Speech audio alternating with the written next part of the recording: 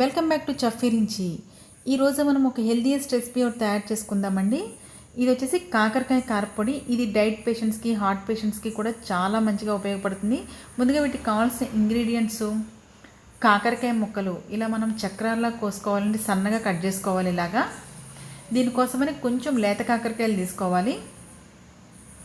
అలాగే వేరుశనగ గుళ్ళు 2 టేబుల్ స్పూన్లు, శనగపప్పు 1 టేబుల్ స్పూన్, కరివేపాకు 1 టేబుల్ స్పూన్, ధనియాలు 1 టేబుల్ స్పూన్, మినపప్పు 2 టేబుల్ స్పూన్లు, ఎండుమిర్చి కారానికి సరిపడా, చింతపండు.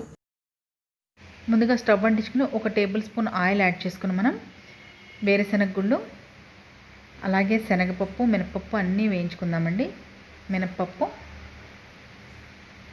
అలాగే మొత్తం అన్నీ వేసేసుకుందామండి. ఇలాగ శనగపప్పు, మినపప్పు అన్నీ వేసేసుకుందాం ఇలా 1 by 1. ఇవి కొంచెం వేగిన తర్వాత మినపప్పు కూడా యాడ్ చేసేసుకుందాం. ఇప్పుడు ఈ పల్లీలు, శనగపప్పు వేయడం వల్ల ఏంటంటే కాకరకాయ కారపొడి అనేది అస్సలు చేదు ఉండదండి. ఇది పిల్లలకు కూడా మీరు వేసి తినిపించవచ్చు, నెయ్యి వేసి కారపొడి వేసి తినిపించవచ్చు. ఎస్పెషల్లీ హార్ట్ పేషెంట్స్ అయితే డైలీ ఒక అన్నం ముద్దలో కానీ 2 అన్నం ముద్దలో కానీ తింటే చాలా మంచిది వాళ్ళ హెల్త్కి. డయాబెటిక్ పేషెంట్స్ కానీ, డైట్లో ఉన్న వాళ్ళు కానీ ఎవరైనా తీసుకోవచ్చండి. ఇది మొత్తం ఒకసారి కొంచెం వేగిన తర్వాత ఇవన్నీను ఎండుమిరపకాయలు, శనగపప్పు, మినపప్పు, పల్లీలు, కరివేపాకు బాగా వేగిన తర్వాత ఇవి ఒక బౌల్లోకి ట్రాన్స్ఫర్ చేసేసుకుని, ఇప్పుడు కొంచెం ఆయిల్ ఎక్కువ పడుతుందండి వీటికి. ఈ కాకరకాయ ముక్కలు బాగా డ్రై ఫ్రై అవ్వాలండి.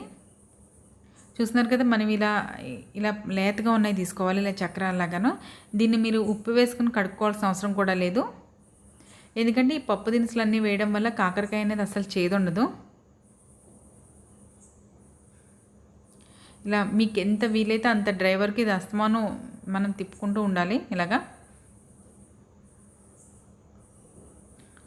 ఎంత వీలైతే అంత డ్రై వరకు మనం కాకరకాయ ముక్కలు, మీకు కొంచెం చేదుగా తినాలనిపిస్తే మీరు ఇలా ఉండగా తీసేసుకోవచ్చు.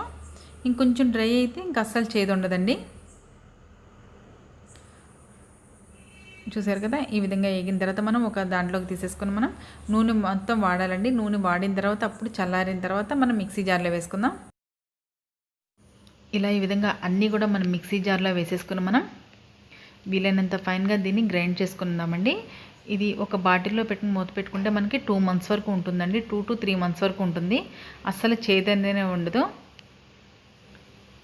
కొంచెం చింతపండు అలాగే రుచికి సరిపడగా ఉప్పు వేసుకుని మనం మీకు ఎంత వీలైతే అంత ఫైన్గా గ్రైండ్ చేసేసుకుని ఒక బాటిల్లో వేసుకోవచ్చు. కొంచెం పచ్చి జీలకర్ర యాడ్ చేసుకోండి.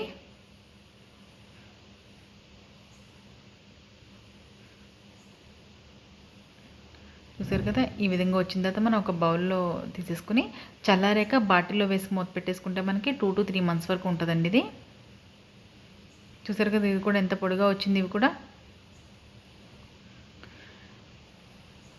అది ఎంతో టేస్టీగా ఉండే కాకరకాయ కారపొడి రెడీ అయిపోయిందండి. ఇది రైస్లోకి చాలా బాగుంటుంది, ఇడ్లీలో కూడా బాగుంటుంది. ఎస్పెషల్లీ రైస్లోకి అయితే చాలా బాగుంటుంది. షుగర్ పేషెంట్స్ డైలీ దీన్ని తీసుకుంటే చాలా మంచిదండి. ఎంతో టేస్టీగా ఉండే కాకరకాయ కారపొడి రెడీ అయిపోయిందండి. మీరు కూడా ఈ విధంగా ఒకసారి తయారు చేసి నాకు కామెంట్ రూపంలో షేర్ చేయండి. మరిన్ని రెసిపీస్ కోసం మన ఛానల్ని సబ్స్క్రైబ్ చేసుకోండి.